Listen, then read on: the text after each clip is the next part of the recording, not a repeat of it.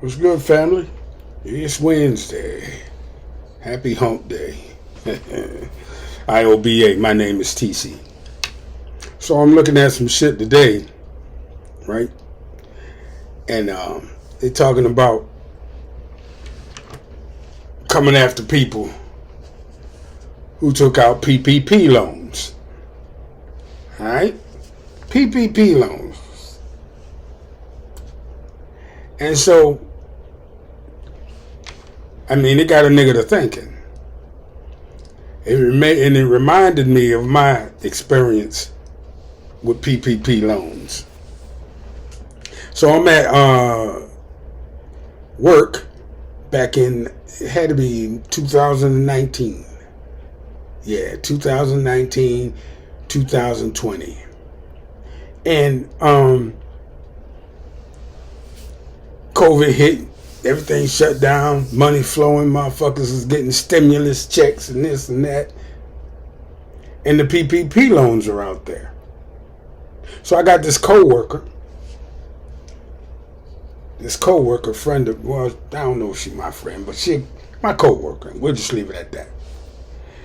She always over the top, man. No matter what she do for the school, what production she is in charge of, be it Black History Month, whatever. She always over the top. So, and she would never do no fucking business with me, man. She wouldn't do no business with me. She wouldn't buy no art. Wouldn't hire me to do no cartoons because she put out some children's books. I guess she ain't like my shit. Either that or she ain't like me. Because I kind of, I rejected her kind of, sort of, when she first came to our school. But I'm a married guy. And to be quite honest, she can't touch my wife. And even if she could, I don't do that kind of shit. So I just, I blew that shit off. I just acted like nothing ever happened. But she did try me. She did try me. And what happened. So maybe that's what was happening in the back of her mind somewhere.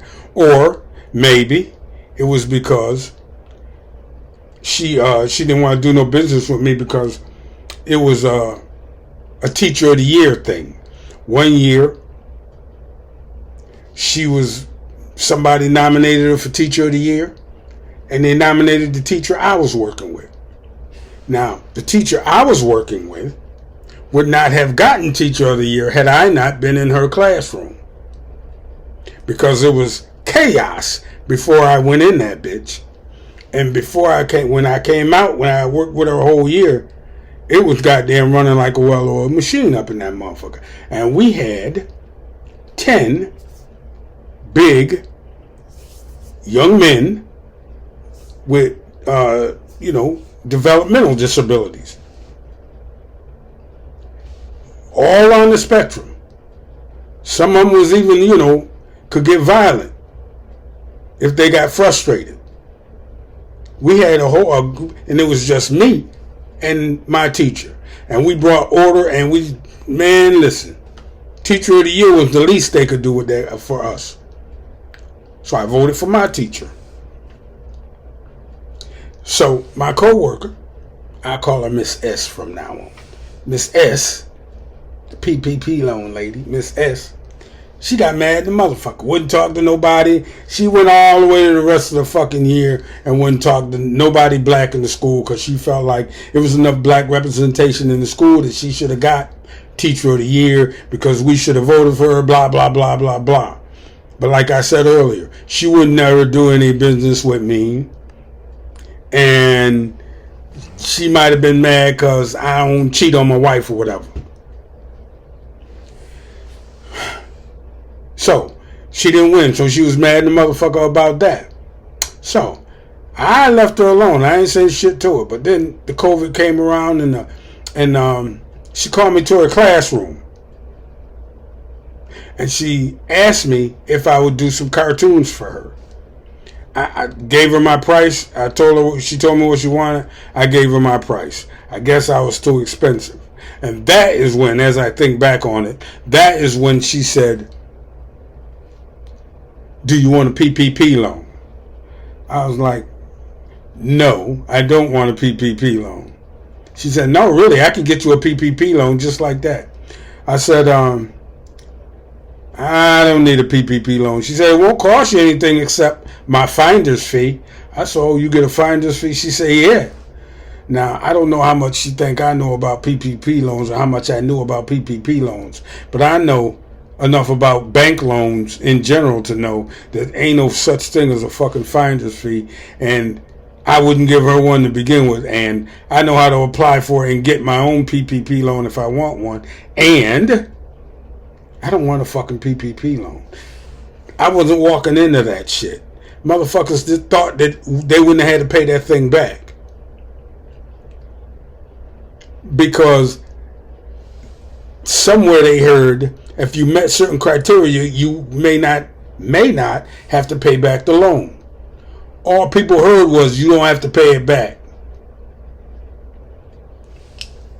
So I wasn't biting. I know how the U.S. government works. You always have to pay them bitches back, one way or the other. So I was like, I'll sit tight. I said, my business ain't as such where I need a PPP loan. And it wasn't, and it's not. My shit is fun for me. My shit is a side hustle. If I want to go out and notarize some shit, because I'm a notary public, or if I want to do some shit with my notary public commission, I could do that. Or I could do artwork. And plus, I work full-time for the school district. And I got a pension, and I get some retirement money, and I get some... So I'm good. I'm comfortable. Ain't nothing gonna happen to me that's gonna make me rich. If I was gonna be rich, I'd have been rich already. I knew not to walk into that PPP loan bullshit. Because I'm politically aware as well. I mean, I might be a little rough around the edges, but I do know what time it is. So she gets her PPP loan, I guess, and she opens herself up a small facility. And that's when I start hearing about PPP loan people getting in trouble and being arrested and shit because of this goddamn thing. So I'm looking at that shit today, and I didn't realize the scope of the PPP loan hustle. Now, I know it was up into the tens of millions of dollars, but I didn't know it was up into the billions of dollars that the United States gave away in that thing. And now they're calling that money back. And there was a lot of hustling going on. But here's what's going to happen. They're going to make black people, black women probably, the face of the PPP loan hustle. They couldn't make black people the face of the college admissions hustle. So that pretty much didn't have a face. I mean, they mentioned a few rich white folks, but only once. But they ain't really put nobody's picture out there. But when the PPP loan thing break open for real, they're gonna march a couple of black women out in front of the camera as their fucking hustlers, so that they can make, or a black man. It's gonna be somebody black. It's gonna be somebody black. It's gonna be the face of it, because all of that shit like that right there, that's the shit they like to make us the face of. But old girl, Miss S, she wasn't from the U.S. Her daddy wasn't from the U.S. She was actually Nigerian. Not that had anything to do with it, but I don't know. That might have also been why she wouldn't hire me for anything.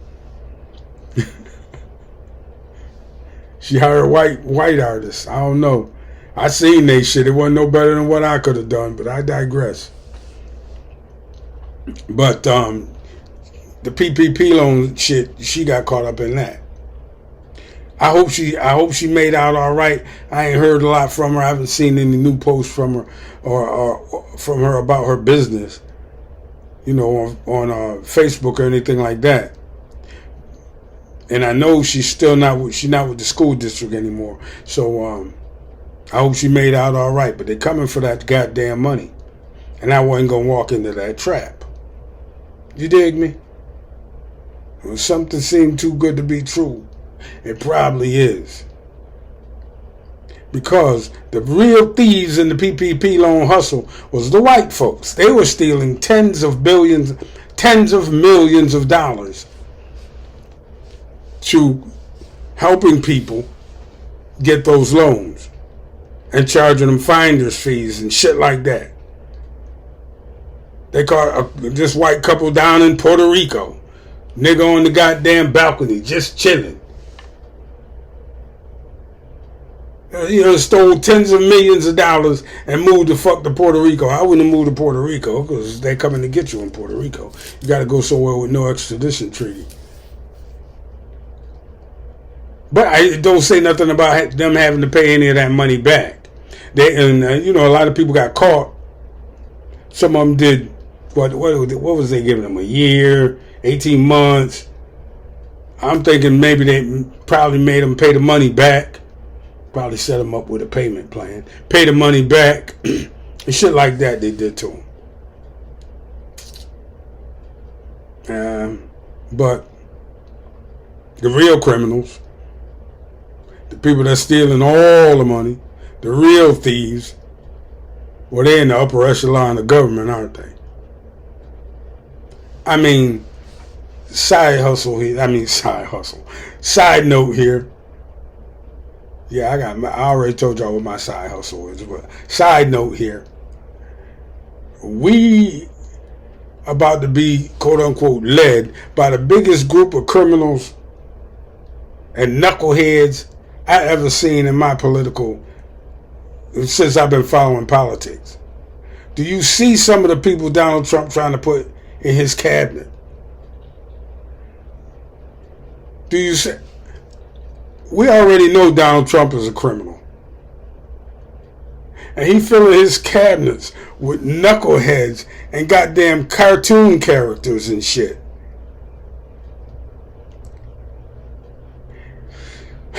But like I said earlier, don't worry too much about it.